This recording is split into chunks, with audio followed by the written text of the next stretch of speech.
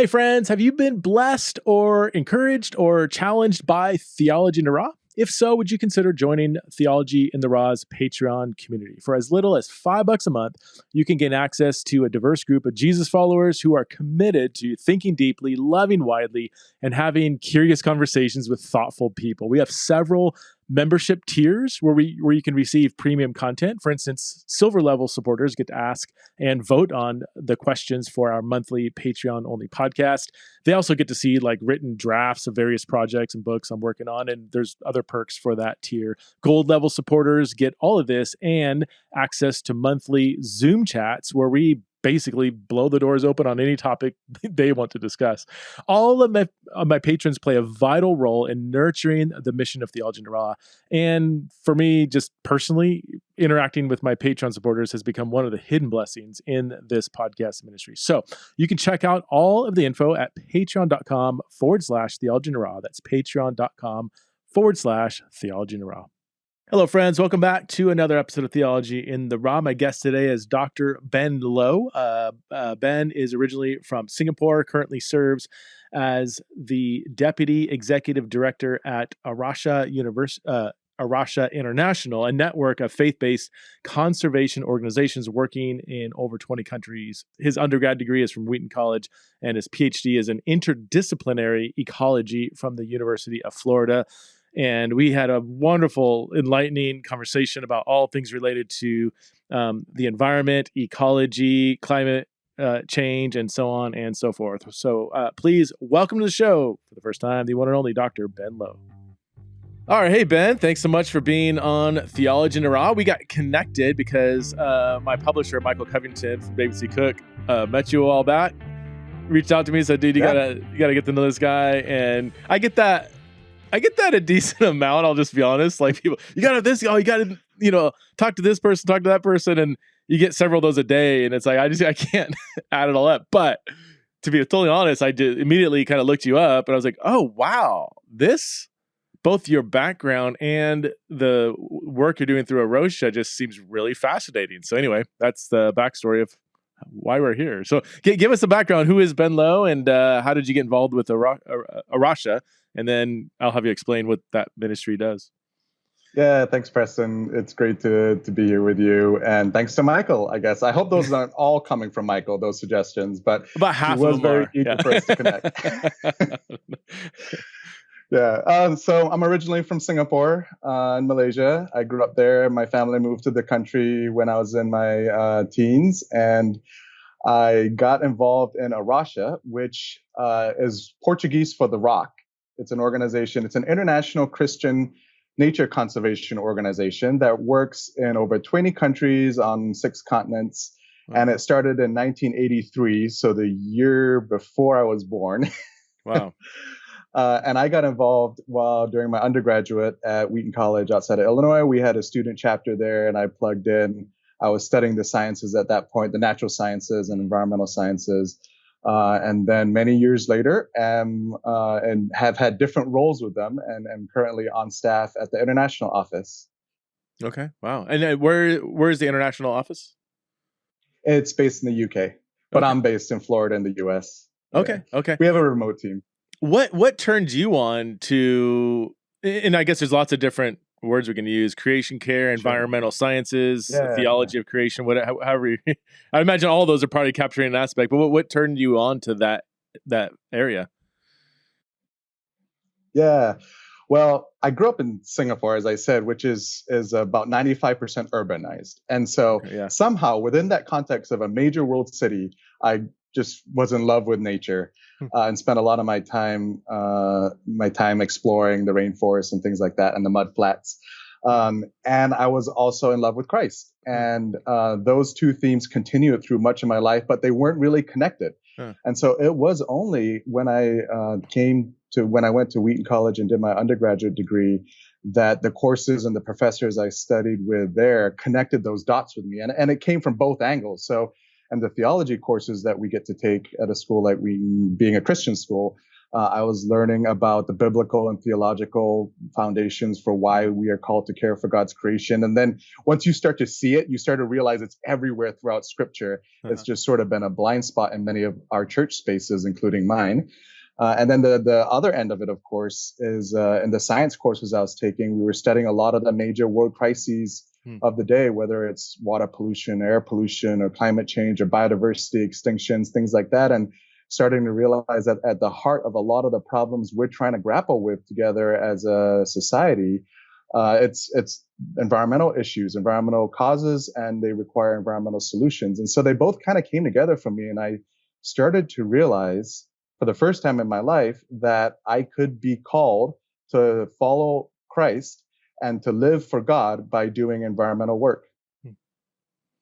Can you give us this might be a hard task, a 2 to 4 minute overview of your biblical theology of creation? Like when you said, when you looked at the scriptures, you saw that it was kind of the God wants us to care for his creation is kind of everywhere. Like for somebody who's like, well, I don't know, is it though? How would you just give maybe a concise your defense of that claim? 2 to 4 minutes. That is going to be tough. Lots of us have written books on this at this point. Yeah. But here's sort of what it comes down to for me. When I look at the Bible, you see it starts with creation and it goes to new creation or renewed creation. And everywhere in between it, you see it's not just God's relationship with us, but it's God's relationship with all of creation, the world that God made, which is literally the work of God's hands. We are, but so is everything else. And you see God's intention to redeem it and to restore it from the sin and the death and the brokenness that was introduced through the fall. And so we see, and again, 2 to 4 minutes. So this is what I'm skipping over so much.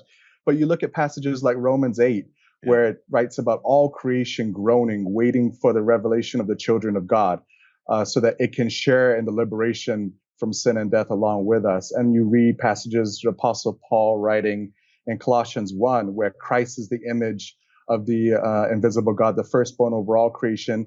And it goes on and it writes that through Christ, God was pleased to reconcile to himself all things, whether things on heaven or things on earth, by making peace through his blood shed on the cross. So we see that the Apostle Paul is clear there, and it's consistent with the rest of the testimony of Scripture that the cross is for all of the fall. So the same all things that Christ creates are the same all things that Christ sustains, and are the very same all things that Christ is reconciling to himself through his blood shed on the cross. And we get to be part of that ministry of reconciliation. In Genesis 1, it talks about humans being created distinct from the rest of creation, and that we are the image bearers of God. And so we're called to represent God and God's mission and God's vision and God's kingdom in the world. And that's a call that we still get to carry as the church today. Here's what I would boil it down to, though. When Jesus was asked what the most important thing was, multiple times recorded, he said, love the Lord your God with all your heart, soul, mind, and strength. And the second most important thing is, like the first, is to love your neighbor as yourself. I can't live faithfully in the world as it is today and love God without caring for the world that he made, that he sustains, and that is part of his purposes. And the same is true for the second. I can't claim to love my neighbor without caring for the environment and all the environmental problems that impact so many people in my community and around the world today. How's that? Is that within good. 4 minutes? I didn't have a stopwatch, but I think you came in just on, or maybe just over 3 minutes. That was really good. I mean, I was hoping you were gonna. Yeah, Romans 8 to me was kind of like the lights came on when I really looked at that passage, which doesn't take a long time to look at. It's crystal clear. But even there, like the redemption of creation is tethered to the redemption of our bodies. So in as much as the resurrection of our bodies is a big theological theme, which it is, kind of flows right from the resurrection of Jesus, it's just tethered to this resurrection of creation, if you will. Here's a theology, and then you see, I mean, also all throughout the Psalms too, Sure. It's just the worship of God is so tethered to creation, singing God's praises, and it's like, I think it's more than just like, I don't know. Yeah, I think he's when he taps into themes of redemption, I think God just often has a really wide angle lens on what redemption looks like. What do you do? I'm curious if you work through kind of the Second Peter 3 passage, or the debate about will God renew this creation or destroy this creation and create a whole new world? I don't think at the end of the day, well, maybe it matters. At the end of the day, he cares about creation, whether it's he's giving this one a facelift or creating a new one. Then even if the new one replaces the old, it's still rooted in this idea that the old creation was good and it in need of redemption. But I've always been, that passage, some translations, and I know there's some translation difficulties there, but this is the one where God's going to dissolve the elements with fervent heat. And right. Just seems, I think that's where some Christians get this idea of, well, if you think creation's suffering now, what do we see what God does with it? I don't know. I grew up with that kind of like God's the ultimate destroyer of creation, but it's all rooted, I think, in that passage, because I don't know where else they would get that idea from. But have you had to work through that? Yeah. Absolutely. And I do hear that in some of the spaces that I work in worship. And it can be a very sincere question. What do we do with tough passages like this? It's certainly not the only tough passage in Scripture. And you probably worked through a lot of the others. Well, in this case, I think it's really telling that if you step back from that particular passage, it includes the phrase, as in the days of Noah, when the earth was covered by the flood. And so we're comparing this burning of the earth to the flood and the days of Noah. And what was that? That was a cleansing of the earth. It has a very destructive element, absolutely. But it was ultimately for the purposes of cleansing the earth. And through that, God preserved his creation in a very dramatic fashion by having this family collect all these animals and carry them into the ark. And so this is not me inventing this. This is lots of great theologians throughout the history of the church who have written very persuasively about these passages, pointing to the fact that we should be understanding this fire that burns up the earth as a refining fire. Similarly, as you would take ore and put it into a furnace to burn away the impurities. So that's the image that we're being given here. The idea is that God intends to refine his creation and redeem and restore his creation, not completely do away with it. And we see that in Revelation, the heaven and earth become one. Heaven comes down, the new Jerusalem comes down to earth, and God's dwelling place once again joins with us. God lives among us once again, but it's on this earth. I don't know how to explain how that's going to happen, but that's the picture that we get. It's beautiful that the last two chapters of the Bible looks a lot like the first two chapters of the Bible. There's so many allusions to Eden and the way God originally intended things to be before sin entered the world. And so you get this picture of redeeming and completing creation, not doing away with it. So you would say even 2 Peter 3 isn't talking about destroying of this creation and bringing in of a brand new one, but a cleansing of this present creation. Is that? Yeah, it doesn't. That's what it sounds like. Does that give ethical pressure on? I'm trying to find my right words here. Ethical pressure on the church to be trying to implement that vision now? Like, is that where your theological drive to want to address environmental issues, concerns, is it rooted in, God's going to finalize this work in the end, but he's invited us to participate in that work now? Or how would you frame that? What does that do for you when God's going to ultimately cleanse the earth and fix things in the end? Well, the first thing it does for me is it gives me hope, because these are really tough issues that are beyond any individual, even beyond any individual society's ability to address, right? So these are huge, and they can be very overwhelming. And a lot of people who care about the environment today struggle with despair and struggle with the grief of all that we are losing that is good from God's creation. And so it gives me hope. It gives me hope because as much as I care about my neighbors and the rest of God's world, I trust that God cares even more about it. God cares so much that God sent God's Son down to the earth to save it. And so that gives me a lot of encouragement. And it allows me to see the work that I do, the work that A Rocha, the organization I'm part of around the world, is doing, It's not out of a sense of desperation, although often we are in very desperate situations and we feel that pressure. But it's ultimately our work is worship. It's what we do to bring glory to God. It's what we do to bear witness to God's love for the whole world and to invite other people to join us in being part of God's work, which is a kind of mind-boggling invitation when you consider how much damage we're capable of most of the time, that God would still invite us to be part of this. Yeah. And you could say that about every sort of ministry, of course. Sure. You mentioned in passing a few times now, these environmental concerns, issues, problems. And this might open up, we might take the rest of the podcast to kind of work through some of these, but what are some ones that immediately come to your mind, like really pressing environmental issues or problems that need to be addressed? Maybe it's ones that are particularly on your heart, or ones that are just more pressing, as a whole. Yeah, right. We could take the rest of the conversation up on this, and it would be hard to narrow it down too quickly. But if I were, I would probably focus on the great extinction crisis that we're in, the loss of species and biodiversity around the world. By some rough estimates, it's really hard to get good estimates because there's so much that we don't know that we've lost, that we are losing. But by some estimates, in my lifetime alone, we've lost about half of life on Earth. That includes species, but it includes also what's called the thinning of life. So decreasing populations of species that remain, loss of habitat, all those things. So that's an incredible thing to consider.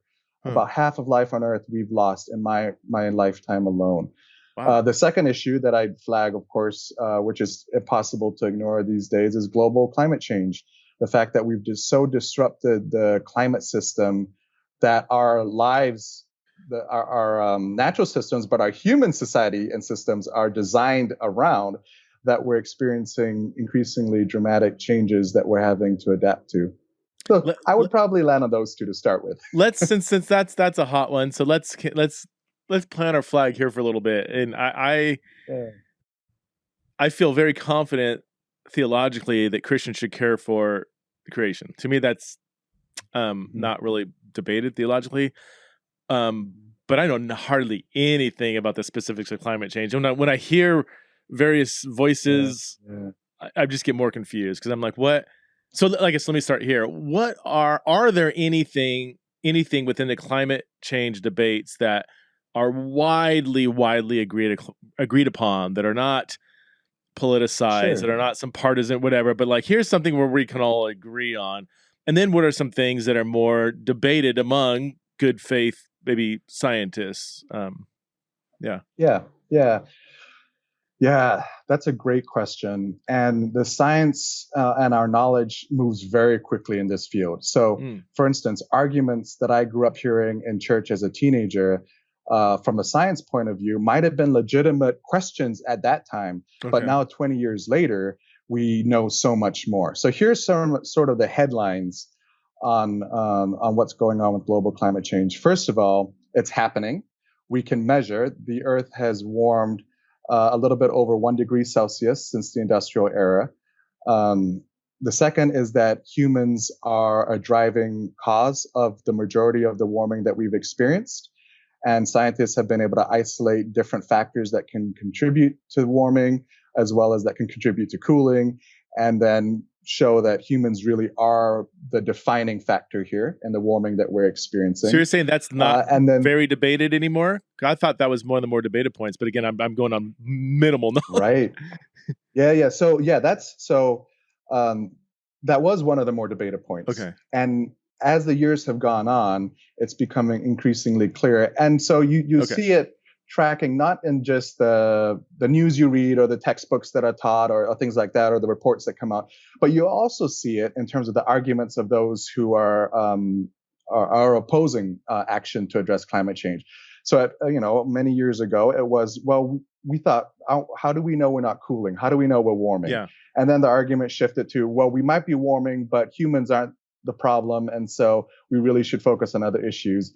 And now the great debates are happening about how much warming is going to happen, how quickly, and what do we do about it. Oh, okay. So that's where a lot of there is still ongoing debate, But I'm very thankful that there is a much greater shared recognition of the problem and where we're at today, including things like the oceans have grown about a third more acidic than they were a few decades ago. And so climate change affects everything. Okay. Not just the temperature of the air or the earth, for instance. If folks want to dig more into this, my research is more in the human or social dimensions of climate change. So I look at people's attitudes, beliefs, behaviors. But there is a friend of mine named Dr. Catherine Hayhoe, who is out of Texas Tech University. And her husband's actually a pastor of an evangelical church down in Texas. And she is one of the leading experts in the climate science that we have in the U.S. today. And she's got lots of great resources and has been a very helpful guide for me. When I hear questions about the science that I want to know the answers to, she's able to explain them in very helpful, clear ways. That's good. Okay, so 1% Celsius for the layperson like me, over 150 years is like, that doesn't sound like that big of a deal. Can you help unpack like what even small degrees in temperature change? What are the ramifications of that? Yeah, sure. Another great question. So 1 degree Celsius would be, and again, that was just a rough estimate I gave you. It's more than that, but it's not that much more yet. That amount of warming is a global average. So some parts of the world are getting cooler, some parts of the world are getting warmer, some parts of the world are warming even faster. So we tend to warm faster at the poles. That leads to a melting of the snow and ice pack at the poles, which leads to some sea level rise depending on where it's melting and where it's flowing.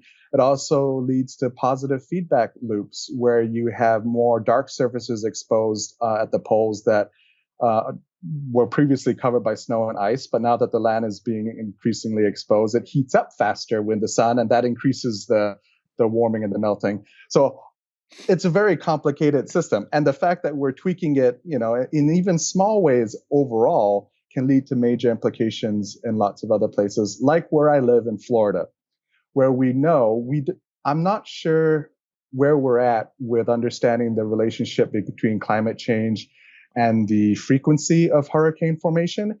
But we have lots of good data showing that hurricanes today are forming on sea surfaces that are much warmer than they ever used to be.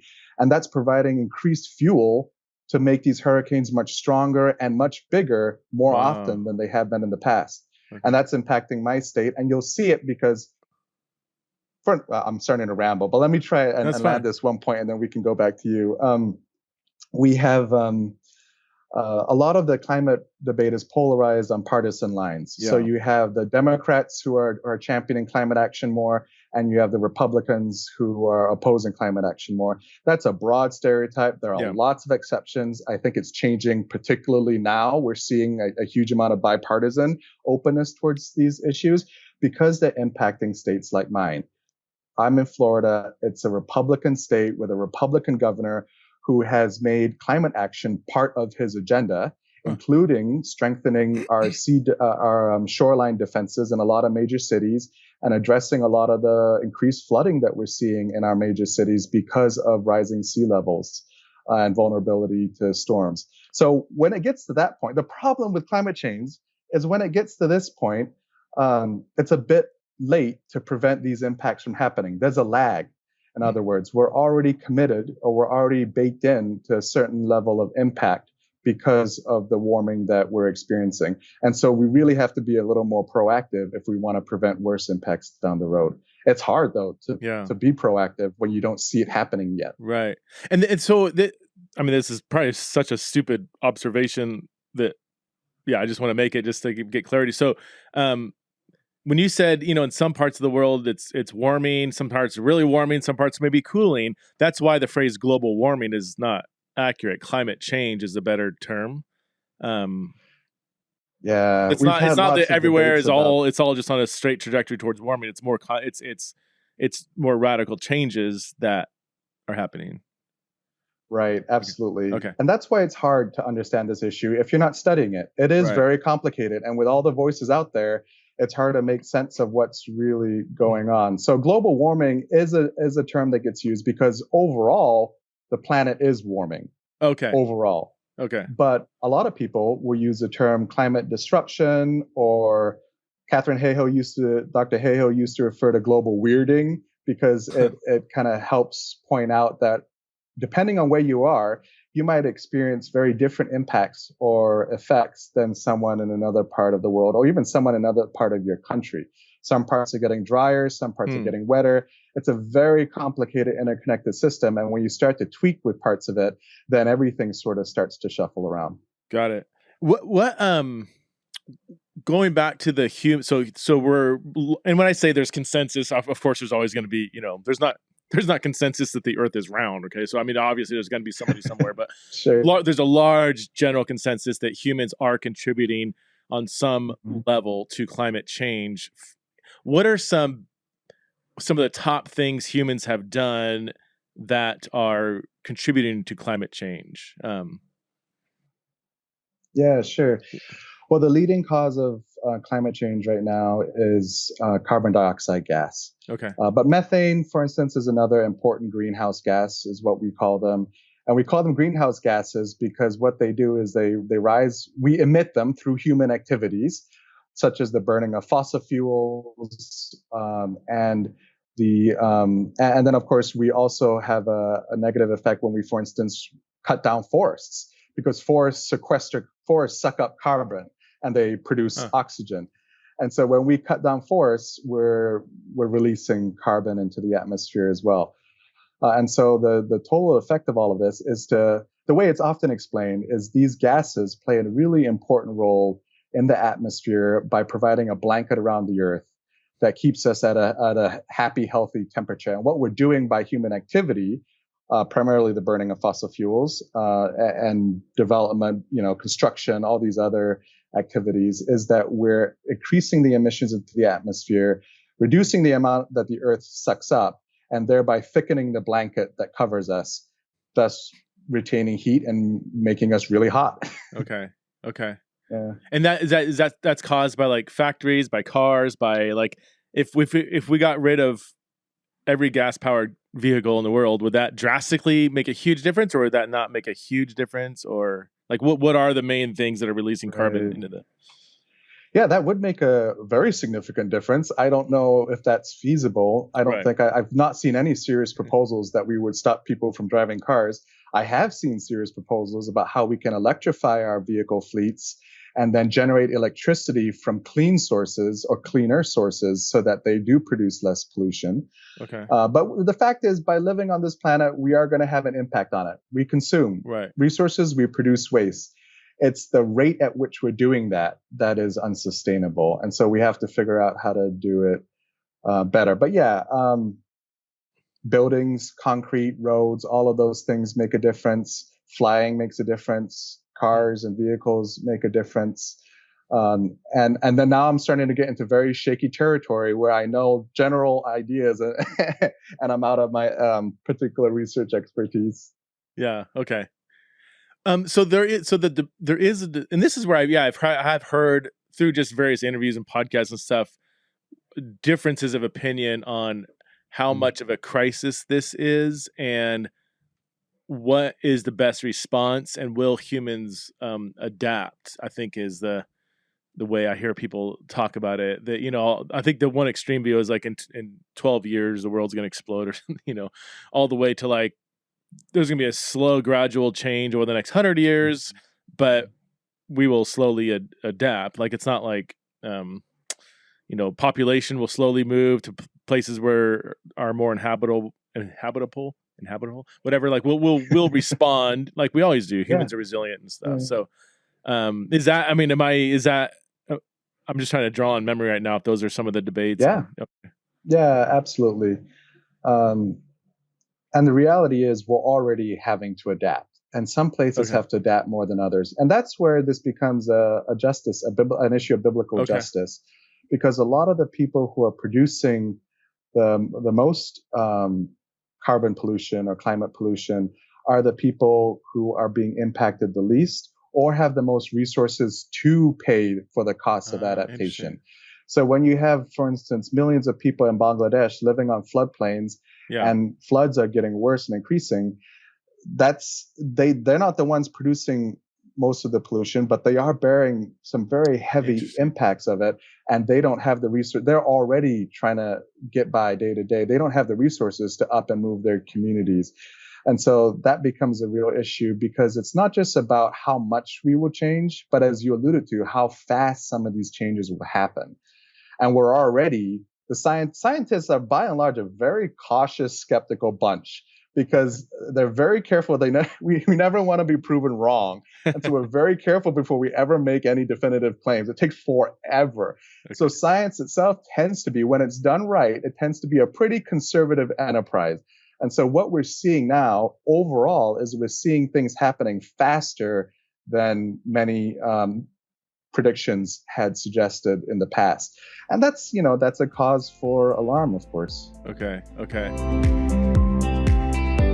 This episode is sponsored by Abide. Okay, so there's two things true in my life. I love studying the Bible, and I'm constantly battling stress and lack of sleep. So that's why I'm excited about Abide. Abide is the #1 Christian meditation app, and it has all kinds of features, from meditations that read scripture to devotional thoughts and prayers to many different soothing sounds that just help you to relax while staying focused on God's word. Abide is an immersive experience where you can improve your mental health while improving your biblical literacy. So download the Abide app today and find peace in the midst of chaos. If you subscribe right now, you can receive 25% off your first year when you sign up for the premium subscription by texting the promo code Theology to the number 22433. Okay, so text 22433 and type in Theology to get 25% off your first year. So sleep better, pray more, and meditate on God's life-changing word with Abide. Hey friends, at this year's Exiles in Babylon conference, we have a bunch of organizations sponsoring the event, and I want to highlight a few sponsors that I think are doing really, really great work for the kingdom. First of all, David C. Cook. That's the publisher that I've been publishing with for a long time now. Denver Seminary, one of my favorite seminaries. You've heard me talk about them a lot on the podcast. 1 Million Home is doing some awesome work with orphan care. So if you care about orphans, and you should, check out 1 Million Home. And Rockbridge Seminary. This is a seminary that I've recently come across, and I love their emphasis on training men and women for servant leadership in ministry. These are organizations that really resonate with the Theology in the Raw vibe, and they wanted to come out and sponsor the Exiles Conference. So if you're attending the conference here in Boise, stop by their booth and say hi, and hopefully they'll have some like candy and chocolate sitting out like they often do. So check out what they're all about. That's Rockbridge Seminary, 1 Million Home, David C. Cook, and Denver Seminary. You can go to rockbridge.edu, denverseminary.edu, 1millionhome.com, or davidccook.org. I've heard that, like, even if all the kind of developed countries, the developed world, recycled, drove electric vehicles, had, laws against carbon emission, the developing world, or, even like places in China or Africa, or maybe India, I think is actually, I don't know. Is there something to that some of the countries that are actually producing most of these emissions and are not, they're still burning tires and doing stuff that's like, they're not, it's not like they're like conscious about environmental concerns. Is that it's a true assessment, or is that an overstatement? Yeah, Russia works in a number of these places. So for instance, China is the world's largest polluter overall at the moment. Okay. But not too long ago, it was the US for a long time was the world's largest polluter. When you look at it per capita, we are still larger polluters than China per capita. Per capita, yeah. And America is the number 2 leading polluter in the world. So, it's not that we don't have dirt on our hands. And really, before we look for the speck of dust in our neighbor's eye, maybe we should take Jesus's advice and try to find a plank in our own. Because until we remove the plank from our own, we won't even, never mind the moral credibility, we won't even have the ability to see how to help the rest of the world remove the specks from their eyes. So one of the great challenges is we have developed, by depleting a lot of resources around the world and producing a lot of pollution that we're paying for now as a global community. And we're developed, and we've gotten ahead on the backs of a lot of our neighbors around the world. And to then turn around to them and say, oh, you can't develop likewise, is pretty hypocritical. And I'm not sure as a Christian how I feel good about that. I think what we want to do is we want to say, okay, we developed this way. We didn't know the impacts of what we were doing, at least not all of them, when we were doing them. But look, we know so much more now. So how can we come together and help you develop in ways that are sustainable for your communities, as well as for your human communities, as well as for our natural communities in the world?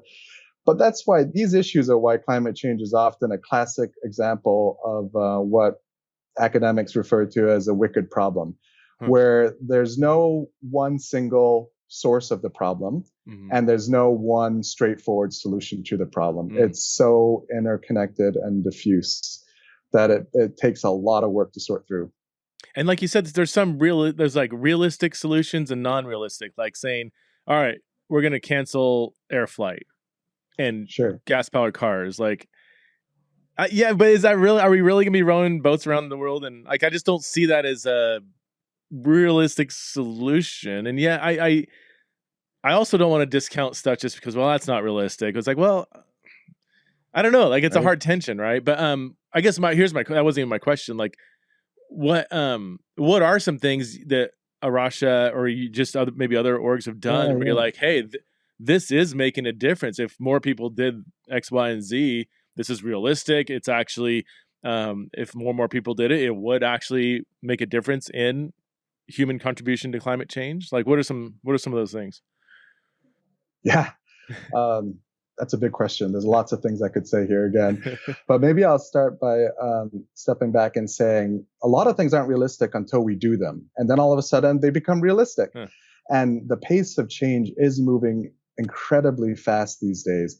So for instance, the clean energy economy and clean energy technologies are far outpacing, are starting to become even more competitive than the old technologies that we had that were fossil fuel based. Okay. And so for me, from a big picture perspective, it's not so much will we get to an economy, a world where we're relying much more on clean energy than on forms of dirty energy. Yeah, we're going to get there. I mean, already wind is more cost effective than wind and solar are more cost effective than coal and oil in a lot of places. The question is, how long will it take us to get there? How fast can we get there? And who stands to lose in that transition, including, who are some of the people opposing that transition because their business plans stand to lose from that transition. Smart energy companies right now are rebranding, and are rebranding as not oil companies or coal companies, but as energy companies, and they're investing in clean energy technology. So, okay, that's big picture stuff. We're going to get there. It's a matter of how quickly and what impacts do we face before we do, or in the way to get there. On the more maybe local, personal level, A Rocha, we're not the ones who are going to save the world, but we follow the God who is. And so really what it comes down to us is faithfulness. How can we be faithful to God and loving the people and places where we live? And so for us, that looks a lot, in many places, it's hands-on conservation projects where we're protecting habitats, where we're providing for sustainable livelihoods for communities, like on the coast of Kenya, where a lot of deforestation is spurred because people then take the wood and turn it into charcoal to sell in order to provide school fees for their kids to go to school, which is a ticket out of poverty. And so what A Rocha Kenya has been doing for a number of years now is it has created ecotourism opportunities so that employ the local community, so that now they're able to benefit from protecting the forest instead of having to, in a much longer term vision, instead of having to deforest today in order to provide for the kids tomorrow, but then running out of forest in the very near future. So that's one example. But like in the UK, another example comes from the outskirts of London, a neighborhood called Southall, which had a big brownfield site in the middle, which was basically a dumping ground in the middle of this urban neighborhood, which was largely populated by recent immigrants from South Asia and other parts of the world. And a group of Christians got together and they said, we want to bless our community, and we want to and talk to the neighbors and realize it'd be really nice if we had a green space in the middle of our community instead of a dumping ground. And so they worked together to restore that site, and it's now Minette Country Park. You can visit it. It's recorded over 100 species of birds. It's used for community events, environmental education events, running, walking, playing in the playgrounds. So it's showing the love of God and the good news of God in the very places that we live. And of course, you could talk about individual changes. I mean, we could just go on and on and on. There's so much we can do here, but I'll stop there for now. But I can imagine each one of those seems like such a tiny, tiny dent in this huge problem. But I would imagine you would say, well, yeah, but if more and more people pursue those things, then it's no longer a tiny dent; it's a bigger dent and a bigger, I just came to my mind right now. What are the role that like plastics play in this? I've never understood that. Is that unrelated to the greenhouse gases, or is it somehow related? Is it? Yeah, sure. Plastic is a petroleum product, so yeah, it certainly plays a role, and of course. As we know, it doesn't ever go away, or it goes away so slowly that we'll never really see it go away when you throw it out. It just lasts for a long time. So no, plastic's a huge part of the problem, and it's a big part of what A Rocha is working on through its marine conservation program. So for instance, in the United States, in Florida, and in Southern California, A Rocha has a marine conservation work going on studying microplastics, both in terms of these little plastic pieces that wash up on beaches, but also that get taken up in organisms and enter our food chains. And we end up consuming little bits of plastic.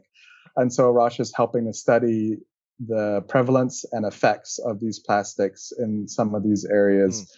But yeah, I was laughing when you asked about plastics because it's February 1st, which is plastic free February. So oh, no way. Yeah, okay. You're on to something here.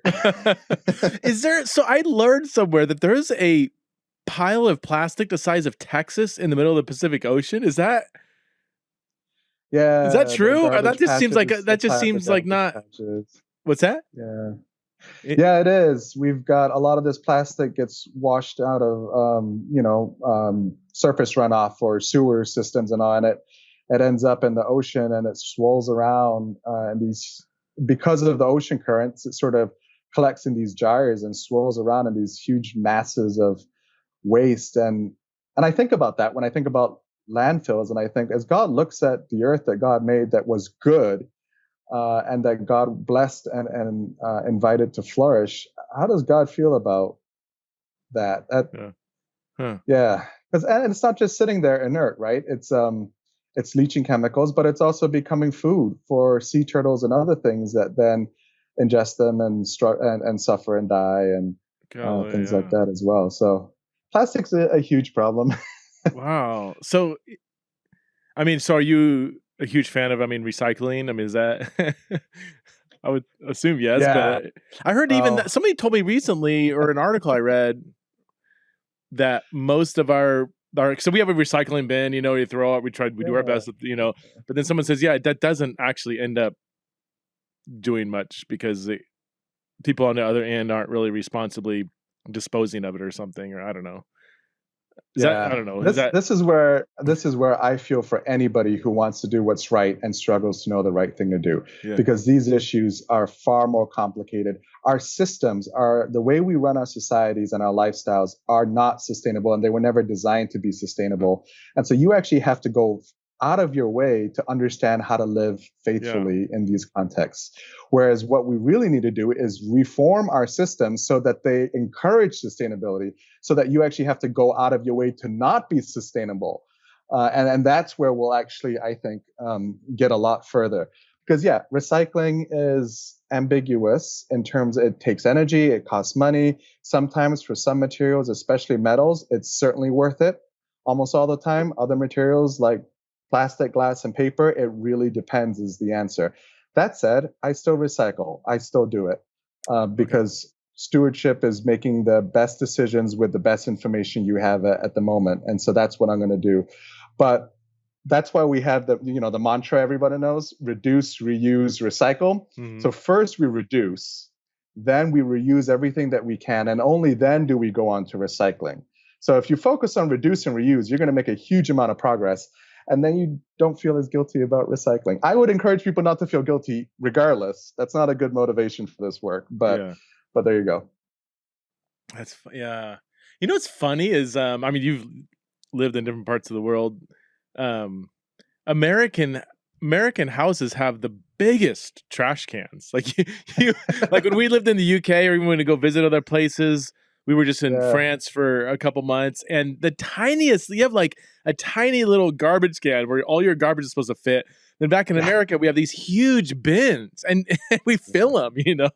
But it's just we can, like you were saying, we just consume stuff, right? I mean, is that it's and until you travel outside the U.S., you don't realize it. Just refrigerators are smaller typically, and meals are smaller, and you just don't have as much garbage, and you wonder like this would never work in America, and I don't know why it wouldn't work, because we fill these huge bins every week, you know. I don't know. Yeah. Well, one of the best ways I've reduced my rubbish or trash production here in the U.S. is by composting. And you can compost even without a yard. I have a small yard, and I don't even compost very well. In other words, I'm not tracking the levels of browns versus greens I'm putting in, and I'm not mixing my pile up as much as I should. So my compost could be a lot more efficient. I could be getting a lot more soil out of it than I am, or at least a lot quicker. But here's why I do it, because I find when I compost all of my produce waste, and even things like eggshells and coffee grinds, things like that, I save so much from going to the landfill. And a lot of the stuff that will biodegrade in your backyard, or in your, if you're in an apartment, you can have these little worm composting bins that are great. I have friends who use those, or these little bins that you kind of turn. They're on these rollers, and you can kind of turn them. And if you do that, then you're just reducing all of that from going to landfills, where they don't always biodegrade, because they're sitting in environments without oxygen a lot of the time. And so they kind of become this soup, and it's not always the easiest for them to degrade when they're in the landfill. Okay, so what's wrong with a landfill? Like, we have one here in Boise. You take all your garbage up there, mattresses, whatever, you know. Sure. And it gets kind of covered up in a big pile and sits there, and I would assume most of it decomposes after a while. Maybe plastics a lot longer, but then so what? So it's sitting out there in a big pile of dirt on the earth. Is that doing harm to the earth? Well, a lot of it actually doesn't decompose, and that's the tough thing. We have to design these landfills in ways that don't facilitate decomposition. Some of it's the materials themselves. There's a lot of plastic in there. There's other things that take forever to biodegrade. But we also line them with very thick plastic layers and tarps and things to keep the leachate from, so all the soup or the chemicals that collect from all this garbage that's thrown there, from getting into the soil and the groundwater. A number of Superfund sites around the country. Superfund sites are sites, that's a name for sites that are particularly heavily polluted. A number of those sites are former landfill sites, where the chemicals from the trash in the landfill have either broken out of the linings, or the linings weren't very good and have fallen apart. Anyway, they've gotten into the soils, and they've gotten into our groundwater, which is our drinking water supply. And that, of course, leads to higher rates of cancer in places around these sites, and other illnesses. And so there's no away on this earth. God designed this earth to function, to cycle. And when we kind of break that cycle, a lot of this stuff sits there. And there are better ways to handle it, that's for sure. And some landfill sites have been converted to parks, for instance. But there's continuous monitoring. You'll see these wells drilled all around, and these vents drilled all around, so that, first of all, some of the gases that build up in the landfills can escape into the atmosphere, which contributes to global warming, but at least gets it out of the landfill. But then the wells are drilled around so that they can monitor and make sure that the toxins in the dump aren't escaping into the local communities. That's good. Yeah, it's like my learning curve is skyrocketing. I didn't know any of that. And you're making me feel better about all the education I've had. I'm like, I actually learned stuff. This is great. Well, what about the whole? Okay, here's one that I'm not sure it's been debunked or if it's still a thing. Like the cows farting and releasing methane gas, so that if you consume too much meat as a society, like that's contributing to climate change because of you're needing all these cows to exist to do that. Is that true? Accurate? Yeah, the beef industry, cattle ranching does produce significant amounts of these gases. Really? Okay. It is true, but that's not all that's true, and that's often not what I think of the most when I think of the beef industry, and a lot of other problems that come from large-scale beef production include things like deforestation in the Amazon, where large swaths of Amazon rainforests are being cut down to make space for cattle ranching. Not just cattle ranching, other agriculture, but that has the effect of these are hugely biodiverse rich areas that we're losing, but it also brings in a lot of pollution, produces a lot of waste, and degrades that landscape for years to come. At the same time, of course, that we're removing that patch of forest from being able to suck up more of the carbon dioxide that's being produced. So it's kind of a double whammy in that sense. Interesting. Okay. And there are huge indigenous people's rights issues there too, with a lot of illegal ranching going on at the expense of local tribes and communities that are living on that land and are being pushed out and persecuted very violently sometimes in order for these ranchers to take the land from them and use. So if I'm curious, if you were going to create, like somebody crowned you king over, I don't know, some big island or something like that, you have a self-contained society. What would be a realistic,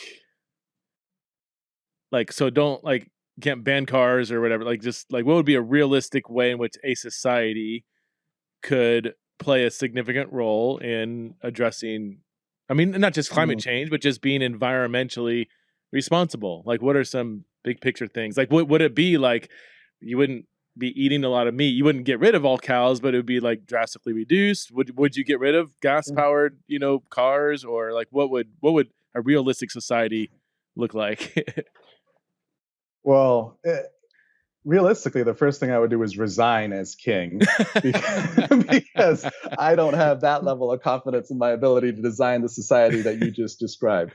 But we do have a lot of expertise out there. So yeah, I think some of the things you mentioned, sure. I am not a vegetarian, but I do try to reduce and limit my meat consumption in line with the rest of the world. Or like at least much of the rest of the world that I've come from and spent time in. And I drive a car that isn't an electric car right now, partly because I am trying to use it for as long as I can before I get a new car.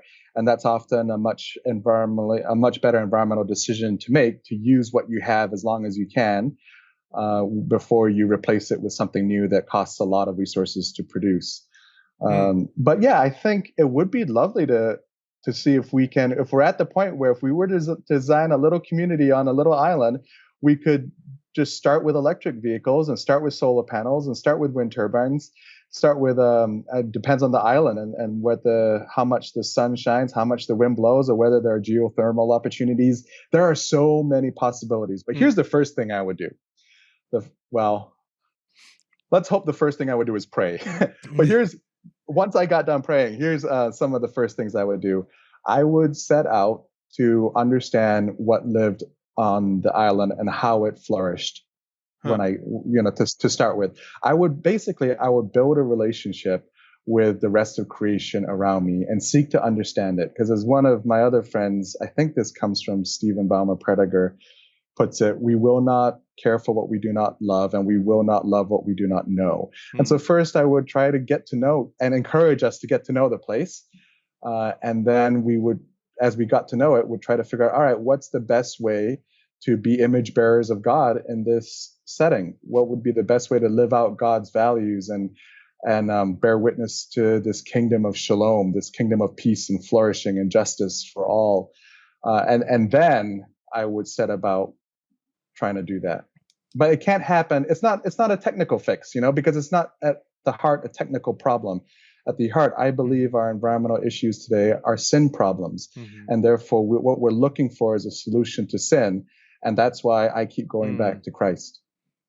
Sin problem, like, overconsumption or profits over people. Those kind of things. Not caring about the other. Like, if you built a huge business, whatever, and yet that's negatively affecting maybe some other countries around the world for whatever reason, like that's not good, even if you have a kind of veneer of even like a Christian kind of business. It's like, well, what are the deep roots of your success? And is that actually loving your neighbor? I read a great book called Everyday Justice a long time ago. Yeah. It kind of blew my mind about how just even our day-to-day choices are just so deeply rooted in just our global economy, even, and just at least being, and it was a greatly balanced book. It wasn't just a scolding book, but it was just like, just being more aware of kind of our choices and how they impact the globe. Speaking of which, yeah, somebody listening, like what are some practical things that the average person can do that again are maybe realistic, but are just conscious of living a holistically just life? Sure. Again, lots I could say here. Maybe I would start by saying, maybe stop and pray. Ask God to show us the ways that we're impacting those around us, including God's creation. We all have an impact, both good and bad. And then start to think about the ways that we can, some describe as shrink our environmental footprint, so reduce the negative impacts we have, but then also think about ways we can increase our environmental handprint or increase the positive impacts that we have on the planet and the people who live on it. So think about it both ways. Get involved with a group like A Rocha so that you're not doing this alone. So much of this is confusing, and it can be overwhelming, and it can be discouraging, I guess is what I'm trying to say. And it's much better to do with other people and with other people from the family of God. And when you do that along the way, you'll find people with great expertise in all manner of areas. So that whenever you think, oh, I do not understand that, what do I need to do, or how do I do that? Then you'll be better able to know where to look for good answers, not just, answers from people with opinions, but answers from people who know and understand these things. The reason I called this a sin problem is one of the great definitions for sin that I lean on a lot is sin is anything that violates God's shalom. So anything that violates the flourishing and the peace, or biblically speaking, the right relationship that we are called to have with ourselves, with each other, with God, with the rest of creation. And so that's how I like to approach it. I think, what are the ways I can have a healthier, a better, a more right relationship with God, the rest of creation, my neighbors, myself, and how can I be less of a curse and more of a blessing, which is what we were created to be. Those are some of the ways I would start. One more thing maybe I would throw in there, because this is I really long for the day where the church in the United States in particular, and it's rapidly approaching, but we're not there yet, where caring for God's creation is no longer that biblical theological discipleship blind spot that it has become in the last 50 or 100 years, where we all understand that, no, this is part of what God has put us on this earth to do and be, and where we get on with figuring out how to do it together. And I bet Satan just absolutely loves it that some of these have become political debates, so that Christians that are,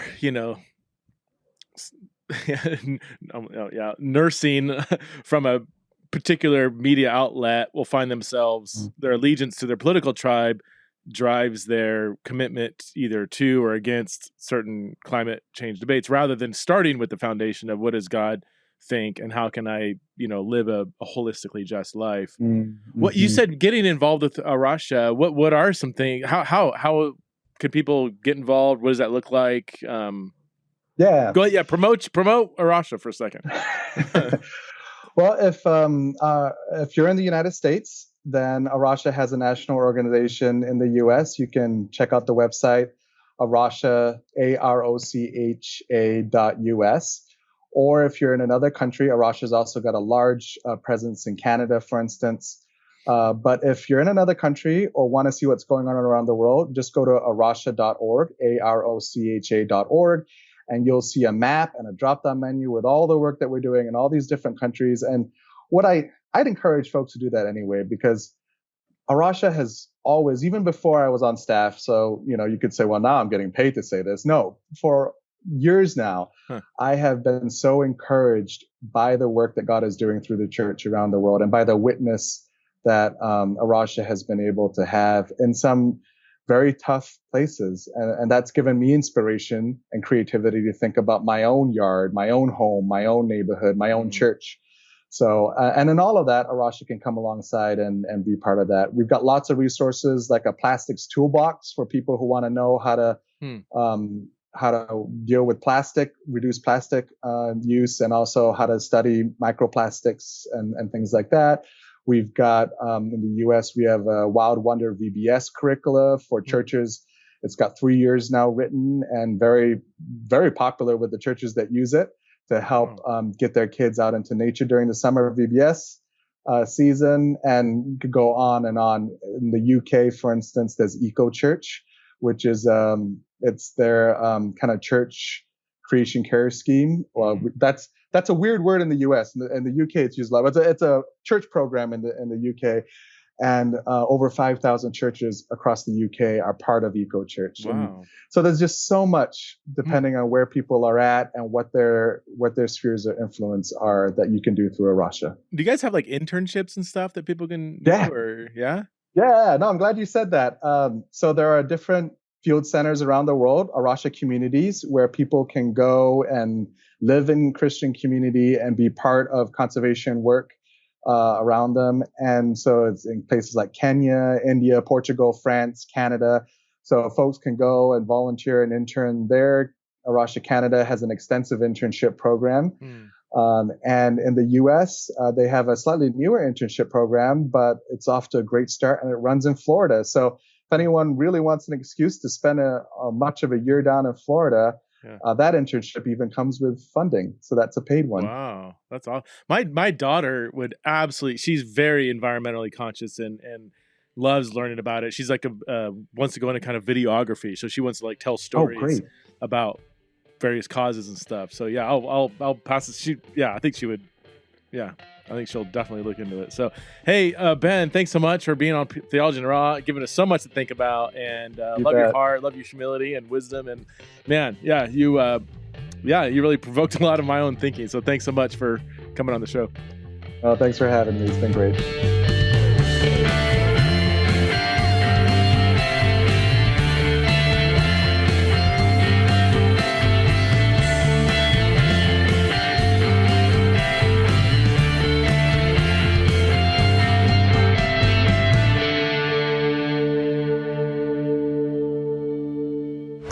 This show is part of the Converge Podcast Network.